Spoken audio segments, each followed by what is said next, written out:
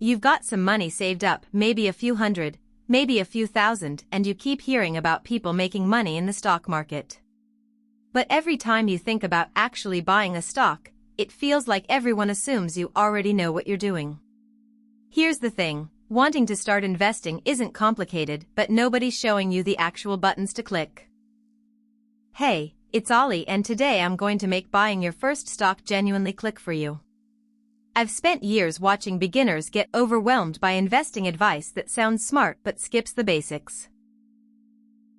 Here's what's wild. The actual mechanics of buying a stock take about 2 minutes once you know the steps. The hard part isn't the buying, it's knowing what to buy and not panicking after you own it. Most people think you need thousands of dollars and a finance degree, but I'm going to show you how someone started with just $25 and built real wealth. But first, let's tackle the myth that's keeping most people on the sidelines. The myth: you need $1,000 plus and a financial advisor to start investing. The reality: most brokers now offer fractional shares, meaning you can buy a piece of Apple or Amazon stock for $10. Take someone like Sarah, a teacher who thought she needed $500 to buy one share of Microsoft at $400. Instead, she bought $50 worth a fractional share and owns the exact same investment, just a smaller piece. The math works identically. If Microsoft goes up 10%, her $50 becomes $55, just like the person who bought a full share. The difference isn't in the returns, it's in getting started versus staying paralyzed. But here's where most beginners make their first crucial mistake. This is easier than opening a bank account, and it's completely free. The big names, Fidelity, Charles Schwab, Vanguard, even Robinhood, all offer zero-commission stock trades now. You'll need your ID and bank account info, and the whole process takes about 10 minutes. I always recommend starting with one of the established players like Fidelity or Schwab because they have better customer service when you're learning. You're literally just filling out forms online: name, address, social security number, employment info. They'll ask about your investment experience, it's fine to say beginner, and risk tolerance. Within 24 hours, you'll have an account. But having an account means nothing if you don't fund it properly. You'll link your bank account just like connecting to Venmo or PayPal. Most brokers let you transfer money instantly up to a certain limit, usually $1,000 to $25,000 depending on your account. Here's the key: start small. I've watched too many beginners transfer $5,000 by some hyped stock, watch it drop 20%, and never invest again. Instead, transfer $100 or $500, enough to feel real but not enough to ruin your month if something goes wrong. The money typically shows up as available to trade within 1 to 2 business days, though you can often start trading immediately with instant deposits. Now comes the moment of truth: what exactly should you buy?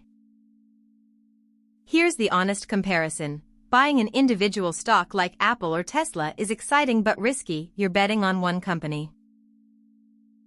An index fund like one that tracks the S&P 500 is boring but safer, you're buying tiny pieces of 500 companies at once. If you buy Apple and they have a bad quarter, you might lose 15%. If you buy an S&P 500 index fund and Apple has a bad quarter, it barely moves your investment because you also own Microsoft, Google, and 497 other companies. For your first purchase, I lean toward the index fund ticker symbols like VOO or SPY track the S&P 500. You'll learn how the market works without the stress of picking winners. But if you're determined to buy individual stocks, buy companies you actually understand and use. Pop quiz: if you want to buy $100 worth of Amazon stock, but one share costs $150, what happens? Pause and think about it. The answer: with fractional shares, you buy 0.67 shares of Amazon for exactly $100. You own the same investment as someone with full shares, just proportionally less. If Amazon goes up 5%, your $100 becomes $105, just like everyone else.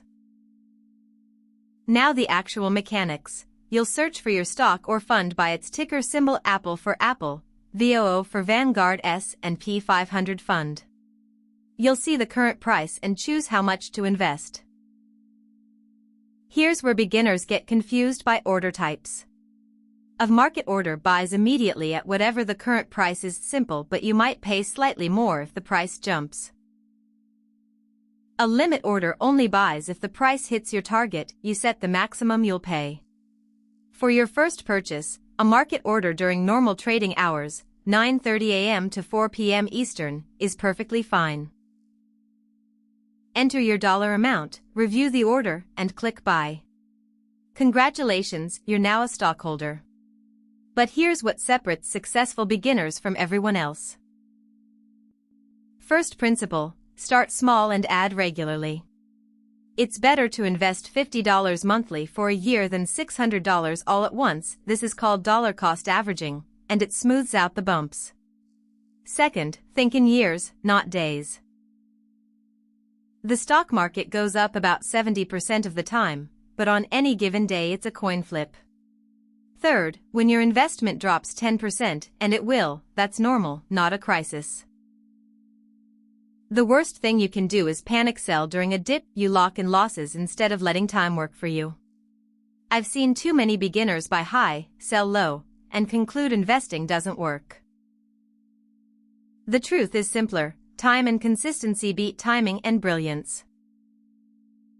Look, your first stock purchase won't make you rich overnight, but it will make you an investor instead of just a saver.